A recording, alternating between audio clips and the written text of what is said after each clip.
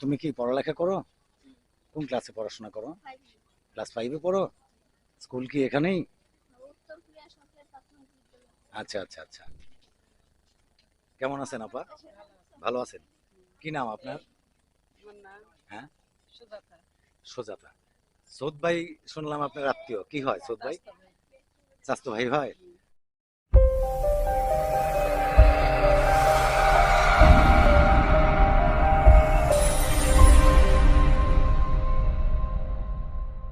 দর্শক বন্ধুরা, আমরা আজকে যাব লোহাজং উপজেলার যে খড়িয়া গ্রাম, সেই খড়িয়া গ্রামে একটি বেদিপল্লীতে যাব।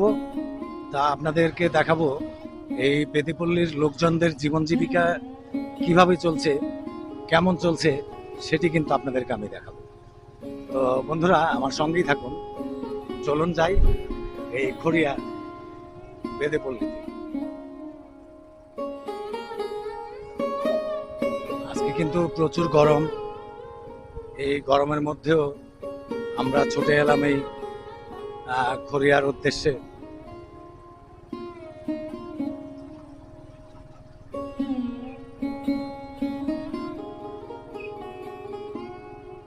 তো একটা জিনিস যেটি হচ্ছে যে মানে বেশ একটা বেশিরভাগ রাস্তায় কিন্তু গাছের ছায়া এখানে। তো এই কারণে একটু ভালোই লাগলো। তো আর যখন রোদ পড়ে তখন কিন্তু টিকে থাকা বেশ দুষ্কর হয়ে যায়। হ্যাঁ, এই যে দেখুন কি সুন্দর ভিউ।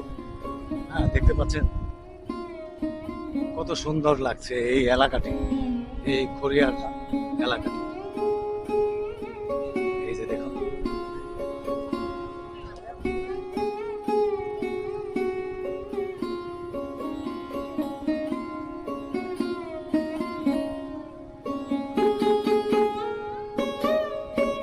দর্শক আর কিছুক্ষণ লাগবে, আমরা কিন্তু এই খড়িয়াতে পৌঁছে যাব। তো আমাদের সঙ্গেই থাকুন। হ্যাঁ, তারপরে যেটা মানে বলতেছিলেন যে মুন্সিগঞ্জে আমরা মুন্সিগঞ্জ জেলায় খুরিয়া গ্রামে লুহুজং থানায় খুরিয়া গ্রামে কুমারপুকুরে বর্তমানে এই প্লেসটা। আচ্ছা আমাদের যে আদি প্লেসটা ছিল এখান থেকে 10 মিনিট হেঁটে যেতে হয়। হ্যাঁ, ওখানে এখন অল্প কয়েকটা ঘর আছে, আর সব নদী পদ্মা নদীতে ভেঙে গেছে। ভেঙে গেছে। ভেঙে যাওয়ার পর এখানে আমরা স্থানচ্যুত। এখানে আমাদের ল্যান্ডটা আমাদের খরিদকৃত সম্পত্তি। হ্যাঁ এটা আমার এই বাড়িটা 8 সনে কিনছি। হ্যাঁ 2008 সনে কেনা এই বাড়িটা। হুম। আমরা বিদ্যুৎ জনগোষ্ঠী, আমরা প্রতিহিংসার শিকার। আচ্ছা, আমরা আচ্ছা, প্রতিটি কাজে আমরা মূল ধারার সাথে সম্পৃক্ত হতে পারি না। আচ্ছা এই জন্য আমরা গভর্নমেন্টের অনেক সেফটিনেট কর্মসূচি আছে, তার আওতা থেকে এখন আমাদের বাংলাদেশে আমরা যে 5-7 লাখ আছি বিভিন্ন জেলায়, এমন কোন জেলা শহর নাই যে এই বেদে না আছে। আচ্ছা হয়তো আমাদের ভিতরে একটা উপাধি, 7-8টা উপাধি আছে। ষোলো বেদে মাল হ্যাঁ বা সাপুরে, শানদার, সওদাগর, হ্যাঁ হ্যাঁ গাড়ি, এরকম কয়েকটা আছে। আচ্ছা সারা বাংলাদেশে কম বেশি সব জায়গায় আছে। দেখেন, এটা আমরা এলাকায়, যদিও আমরা মুসলমান থাকি, সারা বাংলাদেশে 7-8 লাখ বেদে আছে। এটা সবাই আমরা মুসলমান। হ্যাঁ আমাদের হ্যাঁ অন্য, ভারতে আমাদের হিন্দু আছে, কিন্তু বাংলাদেশে কোনো বেদে হিন্দু নাই।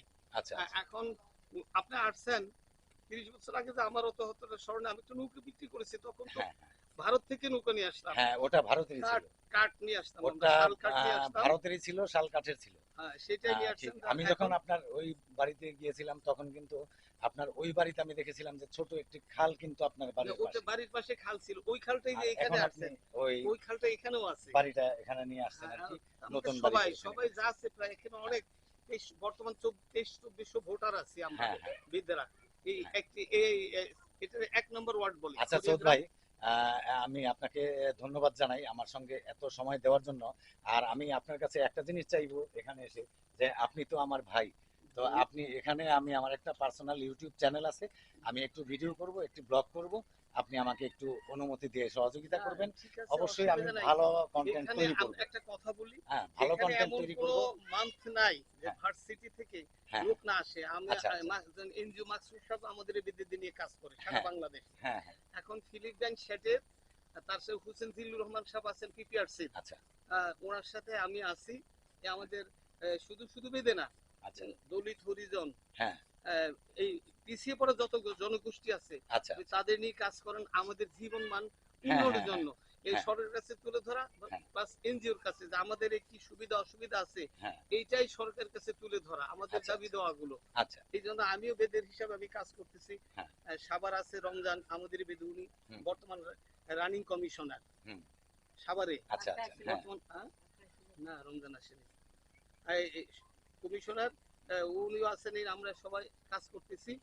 যাক, আপনি নিবেন না, কোনো আপত্তি নাই। আজকে আবার শুক্রবার, হ্যাঁ। প্লাস আমার ওই না, না, আপনাকে আমি সময় দিয়ে দিব। তো ধন্যবাদ সৌদ ভাই, অনেক ভালো লাগলো ভাই আপনার কাছে আমি আসতে পারি এই 30 বছর পরে। আপনি ভালো থাকবেন, সুস্থ থাকবেন। আমি আজকে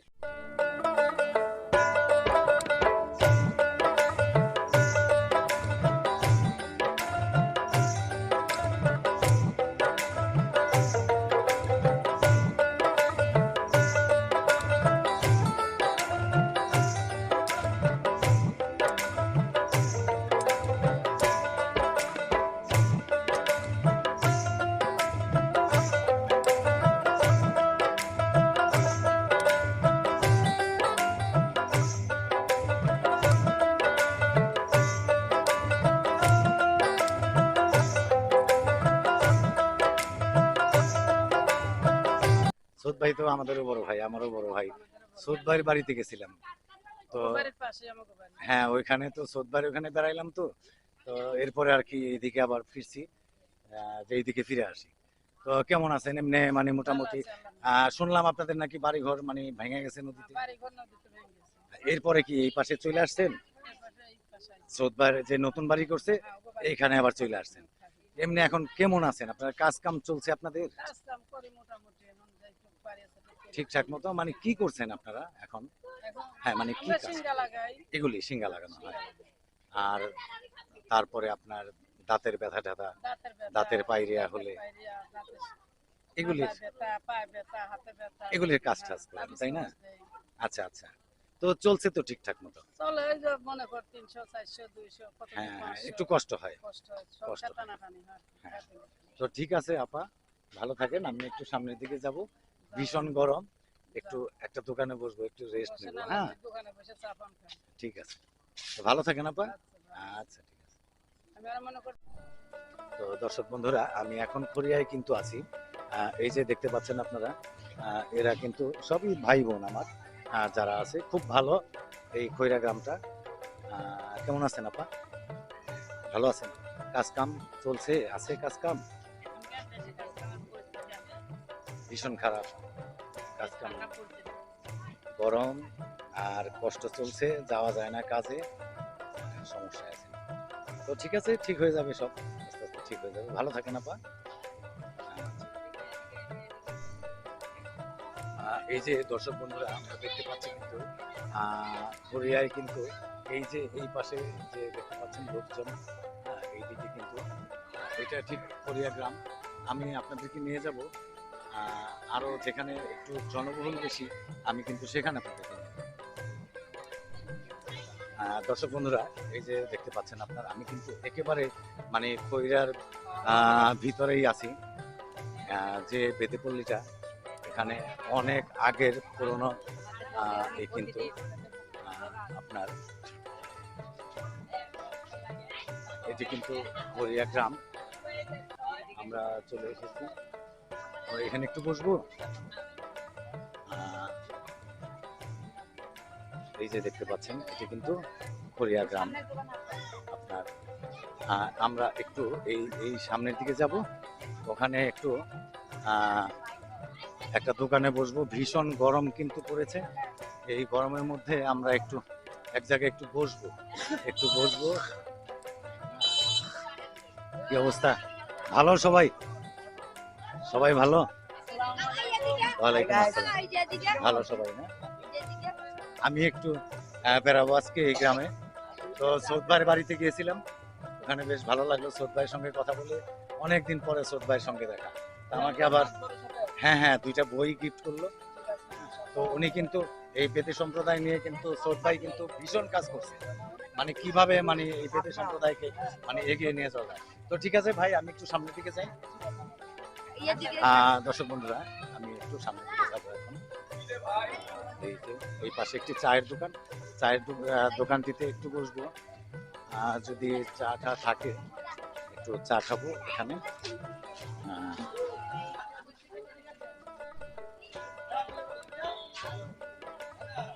এটি হচ্ছে একটি দোকান, সম্ভবত চা কিন্তু থাকতেও পারে, আপনার দেখা যাচ্ছে থাকতেও পারে। আমরা যদি থাকে আমরা একটু চা খাবো আর কি, ভীষণ গরম লাগে।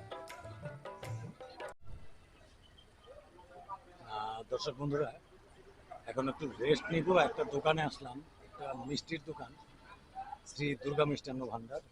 এই মিষ্টান্ন ভান্ডারে একটু বসবো, একটু রেস্ট নিব, আর দেখি কিছু খাওয়া যায় কিনা। দাদা, এই যে আপনার এই মিষ্টিগুলো কত করে? এটা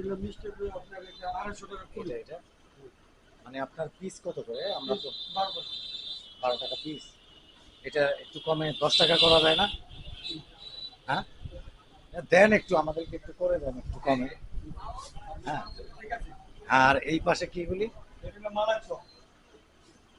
কি বলে? এটা মালাই চপ, এটা আচ্ছা, হলো আচ্ছা। রসমালাই। এটা হচ্ছে মালাই চপ, আর এই পাশে হচ্ছে রসমালাই। রসমালাই আর আপনাদেরকে আমি আরো কিছু মিষ্টি এই দোকানটিতে কিন্তু দেখাবো। এই যে দেখতে পাচ্ছেন এগুলি সব কিন্তু ফ্রিজ, মেবি এগুলিতে আপনার হয়তো দই, এরকম রসমালাই এগুলি কিছু রাখা হয়। আর এইদিকে কিন্তু আমরা দেখতে পাচ্ছি কালো জাম, ছানা, তারপরে আপনার লালমোহন, এগুলি কিন্তু সন্দেশ, একেবারে পিওর ছানার সন্দেশ এখানে আমরা দেখতে পাচ্ছি।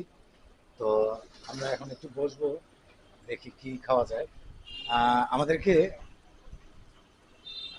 কি দিবেন আপনার? এই মিষ্টি না দিয়ে আমাদের একটু রসমালাই খাওয়ার জন্য, ভালো। তাই? আচ্ছা, ঠিক আছে। তো দাদা বললো যে মালাই চপটা কিন্তু খুব ভালো হবে। তো আমরা মালাই চপটা একটু খেয়ে নিই বসে। আর একটু মূল বিষয়টা হচ্ছে যে আমাদেরকে একটু রেস্ট নিতে হবে, ভীষণ গরম, হয়তো 40-42-এর কম নয় তাপমাত্রাটা আজকে। খেতে দিল ঠিক মালাই চপ, এটা আমরা একটু খেয়ে দেখবো যে কেমন লাগে এই দোকানের মালাই চপ। দর্শক বন্ধুরা, আমরা এখন ঠিক এখানে কিন্তু মালাই চপ খেয়ে নেব। তো আমার সঙ্গে আছে আজকে বাপ্পি। বাপ্পি আর আমি কিন্তু এখন আমরা মালাই চপ খাবো।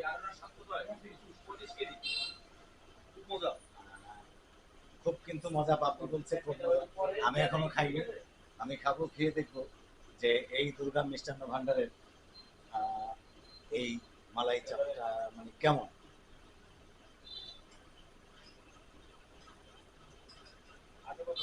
খুব ভালো একটা মিষ্টি। এই লোহজনের এই দোকান থেকে আমরা কিন্তু এখন মালাই চপটা খাচ্ছি, খুব মজার একটা মানে মিষ্টি।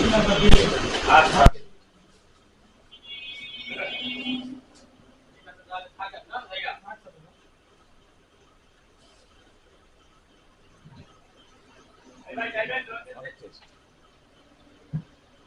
আমার মিষ্টিটা গ্রামে একটা ছোট সাইজ, একটা 20 টাকা তাই জন্য অর্ডার দিয়েছি।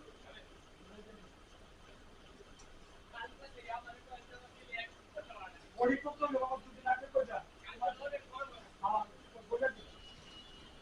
আমরা এই লোহজমে যে দুর্গা মিষ্টান্ন ভান্ডার, এখানে আসলাম ঠিক আমার এলাকা থেকে মহাসড়কে নিমতলা হয়ে শ্রীনগর ফেরিঘাট চৌরাস্তা, এখান থেকে কিন্তু গোয়ালিমান্ডা, এরপরে একটু গেলাম বেদেপল্লিতে খৈরা, ওখান থেকে আবার চলে এলাম যে আমাদের একটু রেস্ট নেওয়া দরকার, তাই দুর্গা মিষ্টান্ন ভান্ডারে চলে এলাম।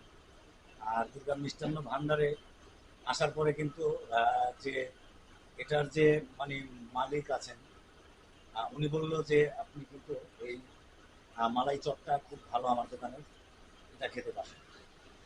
তো আমি এই গোয়ালিমান্ডা হয়ে ঠিক এই লোহজনে ঢুকলাম, লোহজনে কিন্তু এই দুর্গা মিষ্টান্ন ভান্ডারটি পেয়ে গেলাম, এখান থেকে কিন্তু এই মালাই চপটা মানে খেলাম। আপনারা যদি কেউ আসেন এইদিকে ঘুরতে বা বেড়াতে, তো এইভাবে চলে আসবেন, ঠিক মাওয়া রোডে ফেরিঘাট থেকে চৌরাস্তা থেকে আপনার গোয়ালিমান্ডা হয়ে ঠিক এই পাশ দিয়ে চলে আসবেন। তো দর্শক, মোটামুটি আমাদের এই মালাই চপটা খাওয়া শেষ। এখন আমি দাদার সঙ্গে একটু কথা বলব।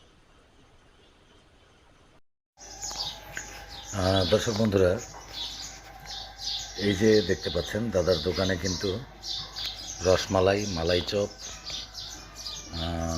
স্পঞ্জ মিষ্টি এগুলির জন্য আর কি বিখ্যাত। দাদার দোকানটি হচ্ছে লোহজংয়ের হলুদিয়া বাজারে। হলুদিয়া বাজারে দুর্গা মিষ্টান্ন ভাণ্ডার, খুব ভালো একটি মিষ্টির দোকান। এই যে দাদা ক্যাশে বসে আছে, এই দাদাই কিন্তু এই দোকানটির মালিক।